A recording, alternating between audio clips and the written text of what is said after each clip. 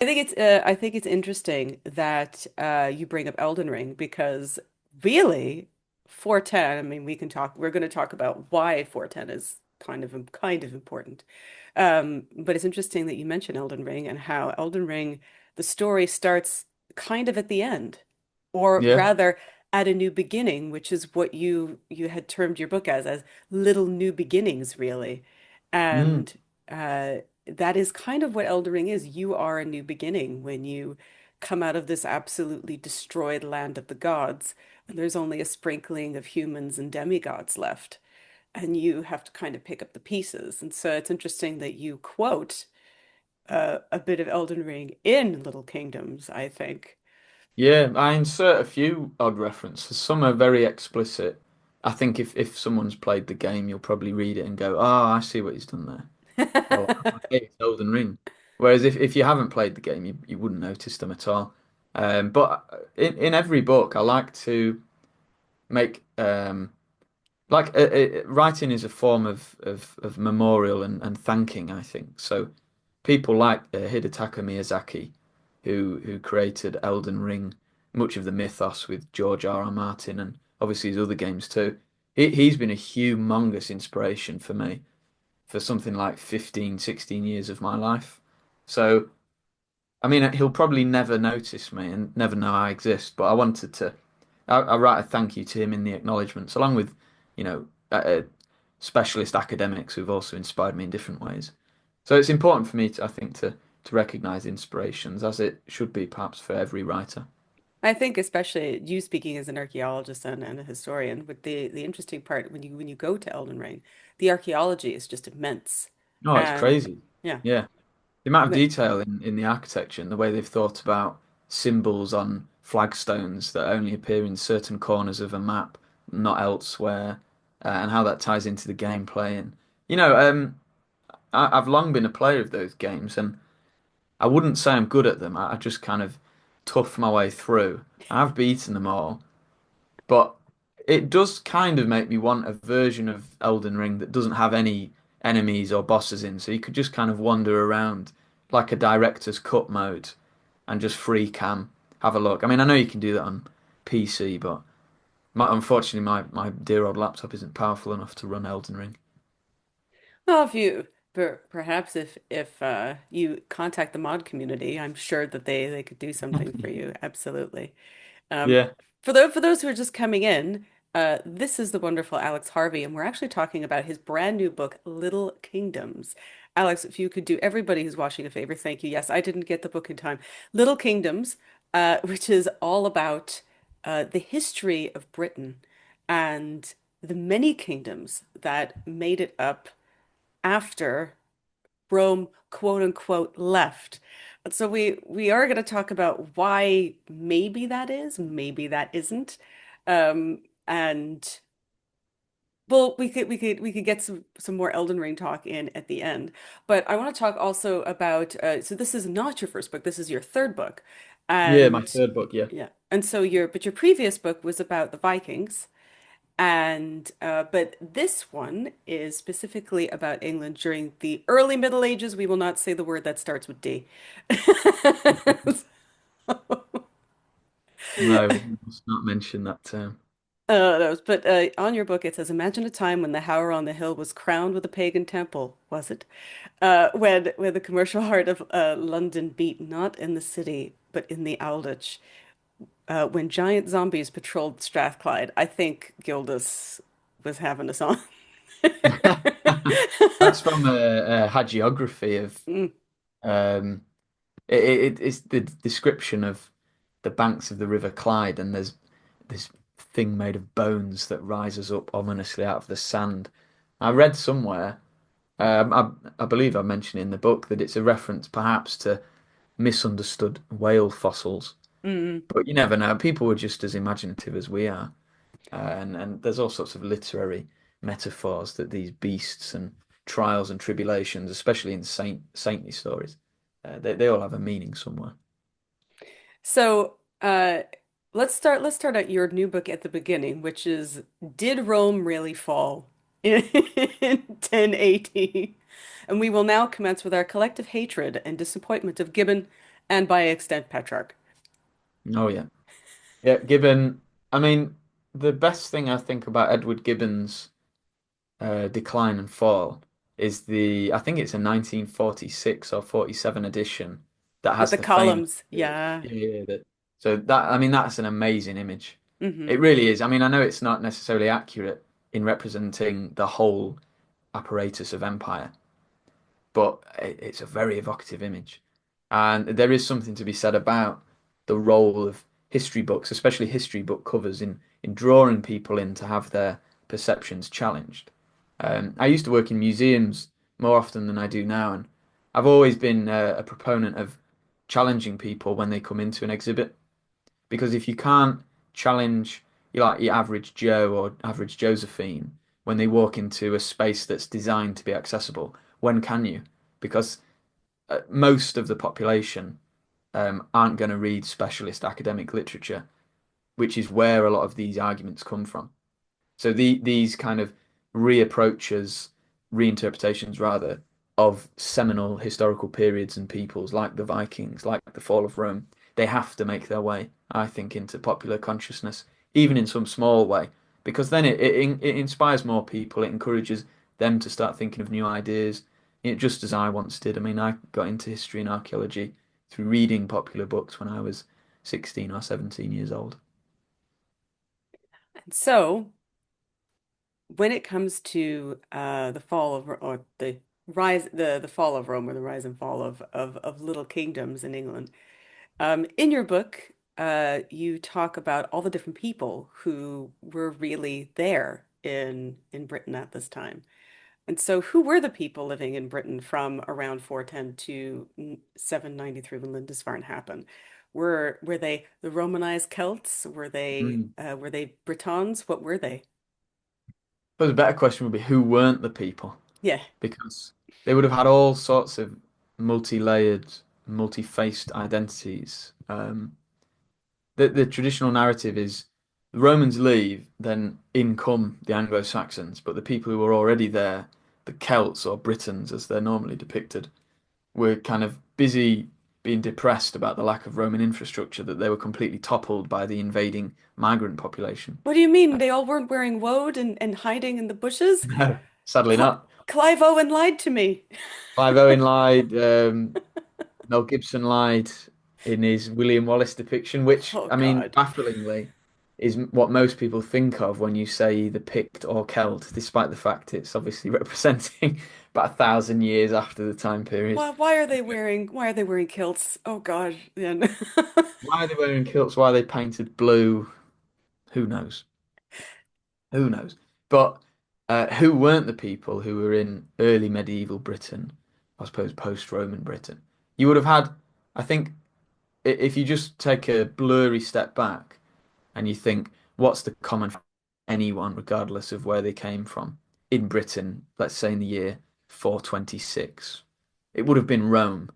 It would have been at least standing architecture of Rome, the still standing presence of Rome, be it in an administrative capacity, in trade, or maybe in some functioning local military, or it would have been memories of Rome, the kind of conceptual apparatus that tied people together via power structures or the titles that people bestowed upon one another, which was still in use for several decades, if not centuries, after the Western Empire ceased to be. And you would have still had Latin as the most widely spoken language across multiple population groups. And it's less about migration as an event, more as a process. So it's not the Anglo-Saxon invasion, even if a lot of the primary sources seem to frame it that way, and which is another problem, of course. We'll park that for the time being. It's less about an Anglo-Saxon invasion myth and more about the frequent, mundane, and really quite boring regular migration of, I tend to use the term North Sea peoples Mm. because I think it geographically orients groups that we'd historically call the Anglo-Saxons, Jutes. It geographically orients them in a correct way because there's no denying they are based around the North Sea. But it unpicks the kind of ethnically loaded terms that too often, I think, pigeonhole these people to specific locations. So when I'm talking about this book in lectures, I always say, if you type in Dark Age Britain map or Dark Age Europe map, there I go saying the D word. I've done it twice there. If you type that in, you'll find what I call the kind of arrow plague, where it's an image Hmm. of Europe with, say, a red arrow from Hmm. Jutland to Kent, because that's where the Jutes go, a yellow arrow from Saxony to Hampshire, because that's where the Saxons go, and then like a big green arrow from the Angevin Peninsula in Germany all the way to like Lincolnshire, River Humber, what becomes Northumbria, because that's where the Angles go. So it's a very like people are born here and they end up there logic of history thinking. It's what's called teleology. So it's this belief that history happens and historical processes happen in a way that kind of leads to an inevitable outcome. So we know that people migrated from these areas. So the maps like that and oversimplifications, they kind of frame it as like, well, they must have migrated there because that's where all the Jutish material comes from. But like the things we call Jutish are only there because we were assuming it would be Jutish because we were reading those aforementioned problematic primary sources. So who were the people in post-Roman Britain? The most like the easiest, simplest answer would have just been they were the Romans.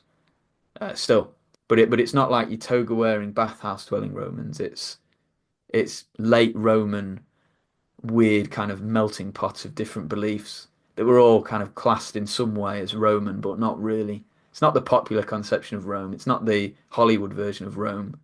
You wouldn't find Michael Fassbender there. Or Russell Crowe, actually. But you would find like cool warlords and Hmm. people dressed in bling, styling themselves on a language of Rome. So I say Latin was probably the common language. We know this from epigraphic inscriptions all over England, Wales, and Scotland, especially in the southwest. But another language would have been the ideological um, and visual language. So kind of weird Roman aesthetic. The Sutton Hoo man and a lot of these princely burials from England's east coast, they have a very common design and kind of colour scope, you could say, which is a lot of gold, a lot of garnet. Occasionally, you get um, goods from the Far East, as was recently assessed in a paper by Helen Gittos. And that is all kind of, in a way, tangentially connected to Rome. It's either directly to Constantinople or the Eastern Roman Empire, if we're going to use that term, or it's harkening back to the same kind of helmet design, this late Roman northern ridge design. Some of them may even have had plumes or crests, well into the sixth or seventh centuries. So yeah, who were the people? They were still Romans, which isn't it's not a kind of romantic answer. It's not a story of fire or famine, but it is a very interesting story. And it's not a story that can be told with a chronological narrative, I don't think. Well, I mean, you could try, but you'd have to oversimplify it. So a reviewer said on my book that Little Kingdoms is more like a collection of beginnings. So it analyzes the influence and legacy of Rome and all of these migratory groups in so many different corners of England, Wales, and Scotland. I And think what also unites it's a continuation in some respects. There's one well, aspect exactly. that you talk about a mosaic that was built, I think, is it somewhere in Colchester, where Oh yeah, after, the yeah. Chedworth mosaic. Oh, that's fantastic, that piece of archaeology. So for listeners who I suppose haven't heard of Chedworth, um, it's a archaeological site villa complex in roughly the southwest of England, and there's a particular building with lots of mosaics, and one of them it's pretty fancy by late Roman British standards, but if you were to put it next to the ones in Cyprus and Sicily, they'd tell you to piss off. But it's this decent looking border of a mosaic, and it was actually made in 426, which is the year I mentioned earlier. And that's 16 years after the traditional end date of the Roman period, which is when um, many historians of near contemporary periods said that the Romans left, and we've surmised for a long time that that meant all of their infrastructure kind of soon collapsed and crumbled, and the education that the Romans brought in terms of artistry and ideas that went too. But evidently not. I mean, I say in the book, the kingdom that mosaic was found in, which may have been the outer limits of a place called the Huicha, clearly in mid 5th century Britain, they were still indulging what we'd call a Roman lifestyle. We even find amphora from Palestine, dated to the 5th, 6th century, and that would have contained goods like wine and olive oil. So supping on kind of luxury cheese board from Greece would have been the Romans. I've called them the Romans of early medieval Britain, and the point is to kind of challenge that belief. Like that sounds like an incongruous sentence. The Romans of the Anglo-Saxon period. It's like what? These two historical islands shouldn't mix. So I always aim to kind of challenge those assertions in my books, not in a kind of academic, actually, way, but I mean, when I read this stuff and I learn it myself and I look at archaeology and I make these links, or I read it from another author, I think, wow, this is so interesting. This is fantastic. What does this look like in a wider context? Once I do that, I then like to share that information because I think it's really interesting. Whenever I give lectures on little kingdoms, um, people are like, "Oh wow, I had no idea," and yeah, it's cool. I'm glad that that information can be shared through books like this. You know, not just mine, but of course, wider works. For those who are wondering why people keep banging on about the 410 date, well, I mean, it's really like 383 was when things started to sort of move. And then 410, the date that Gibbon gives is it's because of the document that many people claim to be the rescript of Honorius, but that wasn't really a document. It was kind of like a message that he was sending to somebody going, lol, I can't bother with your problems right now, so we're not sending any help. And that's pretty much all it said with regard to And there's a lot of problems with that sort. Well, yeah, yes, exactly. Yes. Was it talking about Britain? Was it talking about other places?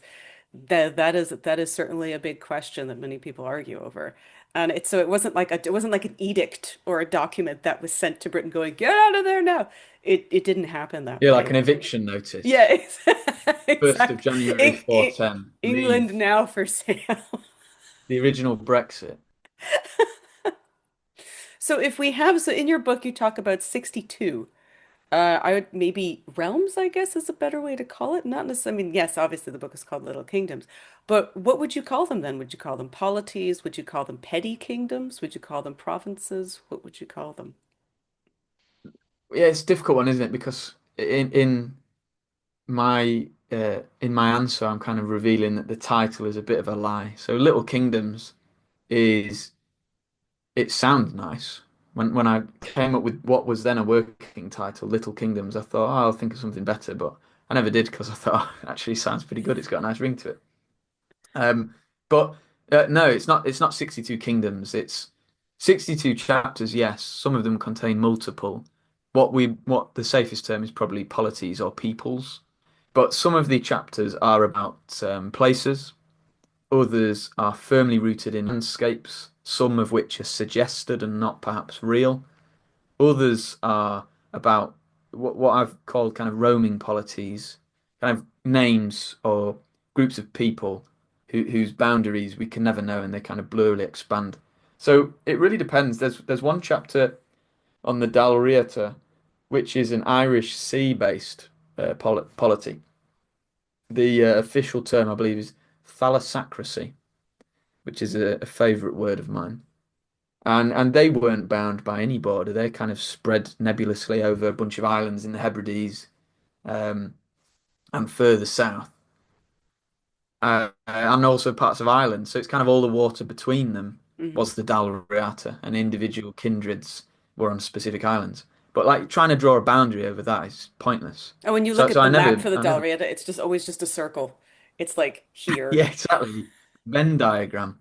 Well, that's interesting actually with Venn diagrams in mind because I include a line about Venn diagrams, I think, in there. But there's a lot of these kingdoms or realms that exist between much better known places. So there's one in Scotland, there's several in Wales, there's several in England. Um, these places that are kind of what Nicholas Higham might call frontier zones. So they don't exist like on the edge of a place and are therefore unimportant, but rather being in between lots of places makes them important because they become a thoroughfare. And I explicitly remark in the text, but I also hope that readers looking at the maps will be able to come to this conclusion too, is that you can't know the boundaries of any of these places. So in drawing a map, foolish as that attempt may be, I never ever put a line or of mark determining where, say, Mercia ended and where Wessex began, because, yeah, it might say it somewhere in an entry in the Anglo-Saxon Chronicle. In the year for 827, definitely references a border between Mercia and Northumbria. Um, but it's like, well, yeah, but the people who lived there, did they know when they walked from one end to the other? They didn't have a title card. Referencing, let's go back to Elden Ring. They didn't have a title card that flashed overhead and said Wessex or abandoned dungeon Wessex zone.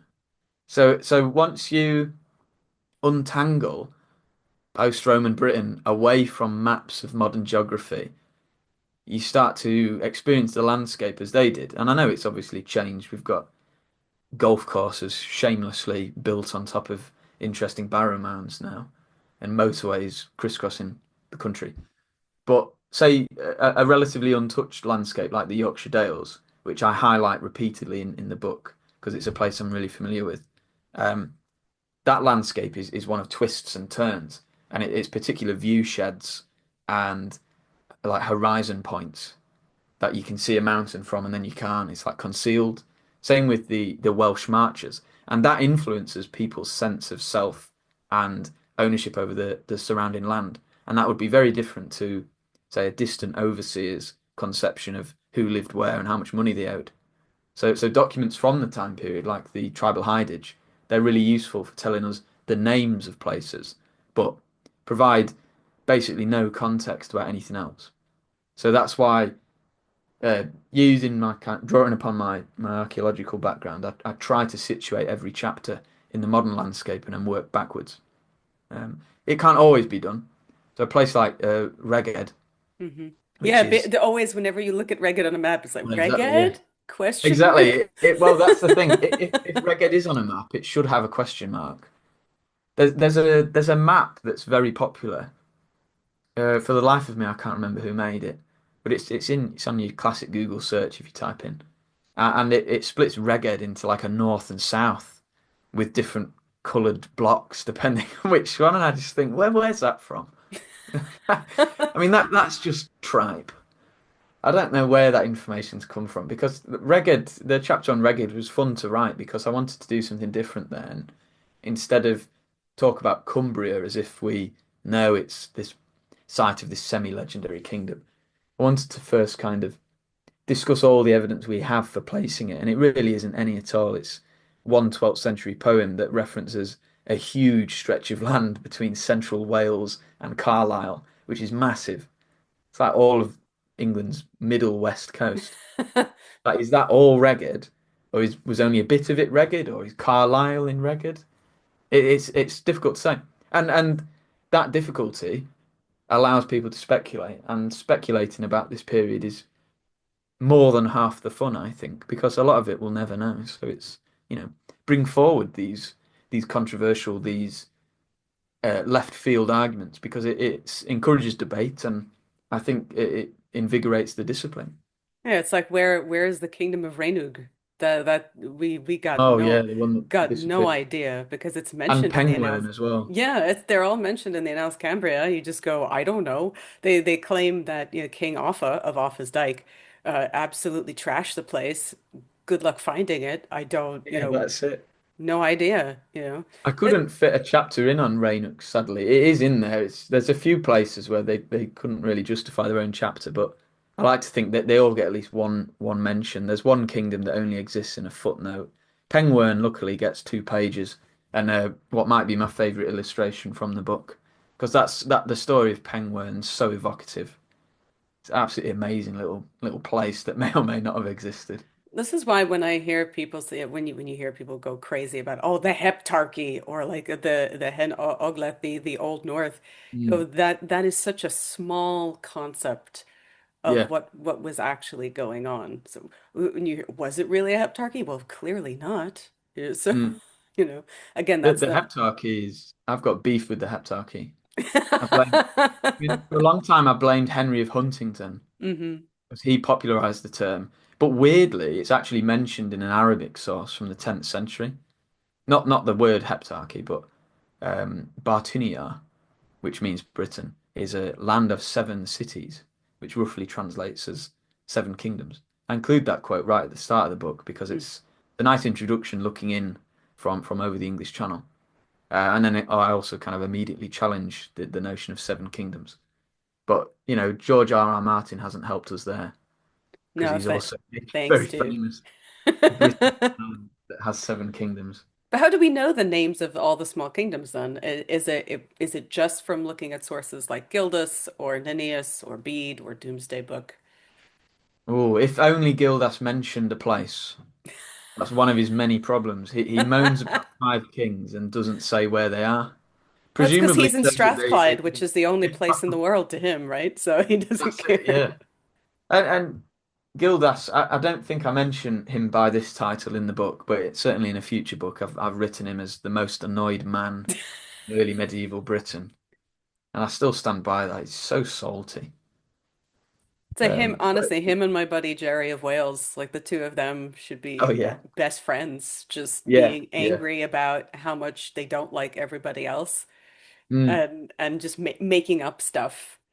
No, Um, the making up stuff's part of the fun. but I think it's interesting That's a about Gildas. confuse historians. We don't really know much about Gildas because I think both of his accounts were written later than the 11th century, and we even though he's a very angry man who you can see is stabbing the quill on his page. It's interesting that he has two different accounts of his life, Yeah, main accounts. They both say completely different things, and I really think that they were just completely made up in order to justify his sainthood and make and give him like a reliquary tour. So this would be like, yeah. oh, we have his knee, we have his head, and just let people do a little bit of a pilgrimage Gildas in the Grand Tour. circle. Yeah, exactly. Well, I mean, that whole idea of retrospectively tinkering with one's own timeline and heritage is part of the makeup, part of the DNA of lots of these chapters, and lots of the places the chapters are based on. So, fictive kinship, which is the kind of blanket term for that process, kind of warping genealogies and placing ancestors that may or may not have existed back in the past to justify contemporary claims. I mean, that's what these kingdoms lived and died on. Indeed, it's what most countries live and die on still to this day, is kind of bending traditions to suit contemporary politics and different environments and fudging the numbers a bit and creating kind of well, national myths in the context I'm talking about, but back then it wouldn't have been national myths. It's kind of more local, regional ones. Hmm. But they're all over especially the big name kingdoms like Northumbria and um, certainly Mercia seems to imply it has a kind of origin myth with figures like Offa of Angellen. So not Offa of Offa's his kind of literary precursor. And Wessex is really bad for it. Um, and a lot of it, I think, can be quite funny from a modern perspective, which I do like to draw attention to, is when you look at the names of a lot of these fifth, sixth century groups, they sound very evocative, very mysterious, like Elmit, Hmm. Gewissa, Weecher, and you think, wow, that's so cool. Like, who named these people? And then you look at the translations by, esteemed philologists like Richard Coates, um, the work of Andrew Breeze, etc. And the translations mean things like big guys, Yeah. strong lads, Yeah. cool ones. Yeah, like Deira, I mean either is, Deor as in deer or Deira as in oak. That's pretty much it. Exactly, yeah. Or Yeah. Benit, like people of the mountains. Yeah. Just like that's a river, river. So, I mean, the name inside of the book in unpicking place names and onomastics, that's not my discipline. I owe a great deal of the work in the book to huge open resources like the English Place Name Survey. Absolutely brilliant, freely accessible online. And while writing it, I attended well, I was invited to speak at a conference in York. Shouldn't say invited. I submitted, that was it. And then was accepted into a conference in York. Oh yeah, that was a waffle. On Old English place names. And aside from mispronouncing most of the words, it was a really kind of fun lecture and discussion with the toponymists and philologists there, because we were talking about what is the point of a lot of these names, like Yettingus or Elmid Sartner or Peck Sartner. Did the people wake up every day and say, "Oh, another fantastic day in the Peak Kingdom"? I mean, Peak is in Peak District, not best. Um, or like another day as an Elmetian. Can't wait to meet my fellow Elmetians. But were they names that were only useful for like distant overlords? So to kind of go back 10 minutes, I remember you did ask where did we get these names from? Um, in some cases, they are from contemporary documents. So the tribal hidage, 7th century maybe economic assessment that includes 30 or so names of kingdoms, many of which are very small, and you can find etymological similarities between those names and modern place names in England, which Mhm. allows some wiggle room in placing them. So, off the top of my head, there's two places in the tribal hidage, East Willer and West Willer, and they might be somewhere in Cambridgeshire, based on a stream that's called Wells Stream. So that's the kind of logic we're dealing with. Um, or Swayadora, which might be Sword Point in Huntingdonshire, which is nearby. And they're all kind of marsh kingdoms, those places. Maybe not even kingdoms. Other names are from slightly later sources that contain Old English or Old Welsh elements that allow us to infer that these are probably quite archaic. So a lot of the weird Old Welsh battle poems, I say weird as a compliment because they're very kooky. They contain names of these, as mentioned, kind of very bucolic lost realms, like Pengwern. Gerald of Wales mentions Pengwern in one line, I think. Just goes, a Pengwern was somewhere here. Can we take anything that, I mean, that's another question is can we Well, take anything that he's, I mean, I have my beef with I love him, but I also have my beef with him. But same yeah, thing with, Gildas, quite where right. we love to make fun of them, but you just go, that is not a historical document, my guy. What, like really Well, what he Gildas especially is just slagging off a bunch of monarchs that he hates, and some of the things he says they did maybe is true, but because he's the only one who says it, and the language and the vitriol with which he's kind of, you can almost see him spitting on the page. He's that mad, like the tyrant whelp of the filthy lioness who kills babies. It's like, all right, man. But that was their common tactic is for people they didn't like was barbarism, Yeah, werewolfism was a good one of later on. yeah. Just saying anything like so for example when Jerry of Wales is saying, oh yes, I went to Ireland, and did you know that I came across a werewolf, and this werewolf asked me for a cure for his wife and that he was cursed for 7 years. Going, did that really happen, Jerry, or was it the ergot poisoning? I don't know. Yeah. He had a few too many Yeah. I in mean, the the same thing. I belly mean, of the ship on the way back. Bede is another source where obviously he's more historical based and less mad. But even him talking about his one line about Yostra, and you just go, where did you get that from? How did you know Mm. that? And he doesn't tell us anything else. So how true are things like Gildas and Bede? Can we trust them for these names and for these kingdoms? I think with mundane details, like the name of a place, you have to do a little bit of kind of devil's advocate, and you think, what would they gain from making a name up of a kind of like in the context of old Jerry, Pengwern. I can't even remember if he mentions it to illustrate a greater point. He just says it was here once. It's the only line we get of Pengwern that it was somewhere in Shrewsbury. Now, I don't believe necessarily it was there. I do believe that there was a Pengwern and that he either knew of it through folk memory or had access, the classic argument, had access to a now lost source. You know, Hmm. do with that what you will. But other places mention Penguin offhand. So just to laser in on this one Welsh example, there clearly was this kind of vague knowledge of a place that may have once been famous called Penguin, sits around the modern kind of Wales-England border. There's a poem about Merlin, who's obviously a very scrupulous,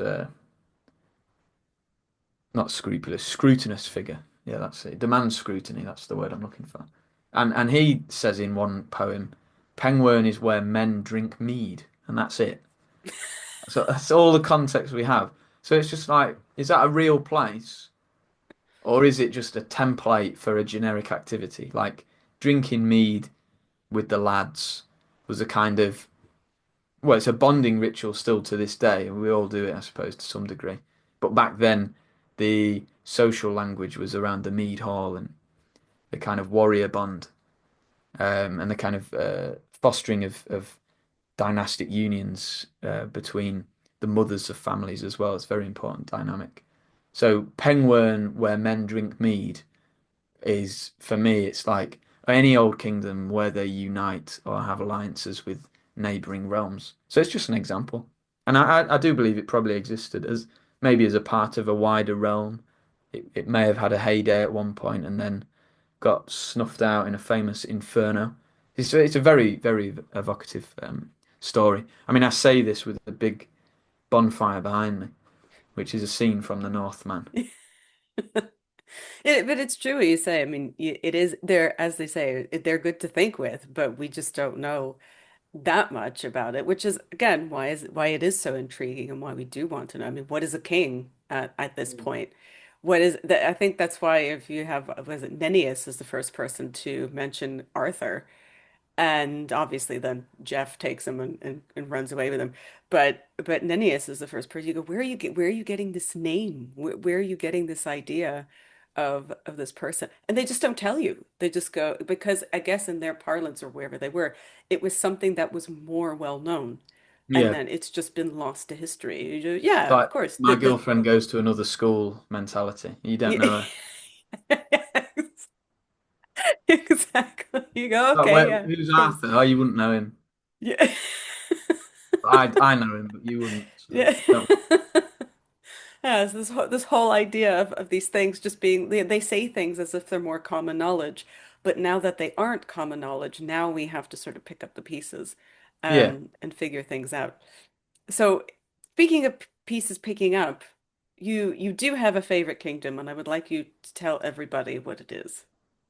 My favorite kingdom, it fluctuates if I'm honest, because I'm picking between where I'm from, which is a place called the Isle of Axholme that was situated in Hatfield land, which means something like open, uncultivated wasteland, swamp, field land. So it's not the most glowing of names. But that's an aforementioned frontier zone. It was a landlocked, not landlocked rather, sorry, waterlocked and waterlogged series of islands in the Humber Wash between what's now Nottingham, Lincolnshire, and Yorkshire, and what was then Mercia, Lindsey Kingdom, and Northumbria. So it's the place where it all happened. There's four or five major battles happen there within 20 years or so of one another in the 7th century. Um, Now, I explored that in an article for the University of Cambridge in greater detail, and I had fewer pages to work with in the entry for the book on Hatfield Land. But it's a really kind of weird liminal, not really a land really, because it was would have been so boggy prior to industrial drainage in the 1620s. You could have sailed across it in a boat. We've got accounts from the Tudor period of the Isle of Axholme, which is no longer an island, by the way. It's just quite boring expanse of farmland at the moment. But we've got accounts from the Tudor period of surveyors like wrangling around in a barge all the way across it, where they didn't even have to like get out their boat to portage it. They're just like, yeah, we'll just sail between the two big hills because it would have all just been flat and boggy. And the premier archaeological site from Hatfield Land is what's now the town of Flixborough, which it probably isn't on many people's maps because there's not much there now. there was a famous industrial disaster that happened 30 or so years ago, which is very interesting in its own right. But in terms of early medieval archaeology, we've got this huge inventory of rural, monastic, um, lot of kind of evidence for big community. And it was quite expensive by the time of Doomsday Book, and the name means something like Flicky's Fortress. So that's a really quite detailed series of excavation reports have elucidated a lot of information about what I consider a really quite important trading spot on the River Humber. And that may have been a reason for Hatfield land seeing so much conflict, kind of fighting over the resources inherent in this wetland. So I really like that kingdom. It's unfortunately mentioned in the tribal hidage as like an addendum to Lindsey, which is a kingdom based around Lincoln and the North Lincolnshire Wolds. So it's Lindsey with Hatfield land.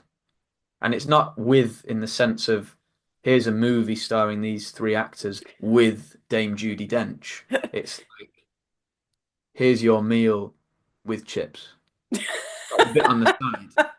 So I really wanted, when I was writing the book, I thought I can't wait till I get to the chapter on Hatfield land.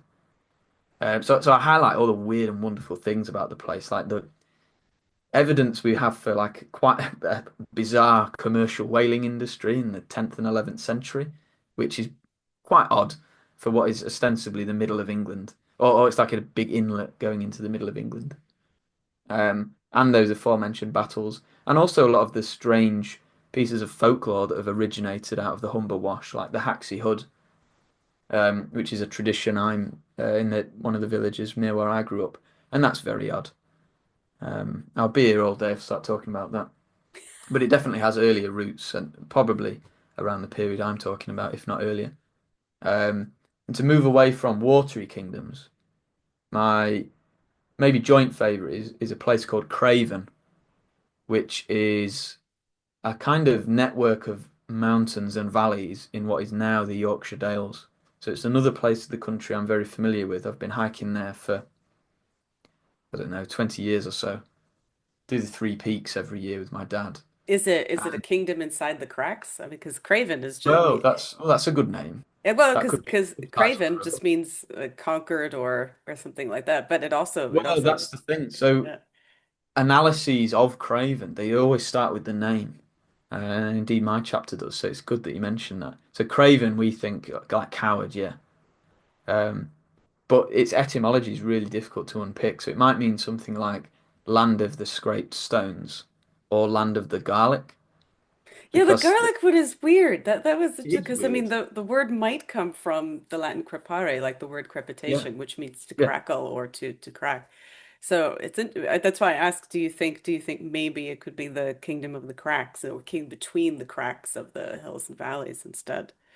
I think if you were to look at the densest areas of settlement in Craven, and they really aren't dense at all if you look at other kingdoms, then it would be, but nothing in the way of like a trading emporium, like you get in a lot of these other kingdoms. And it's quite far into the northwest of England. It's fully landlocked almost. So it's quite a novel polity, if we even use that term, to unpick.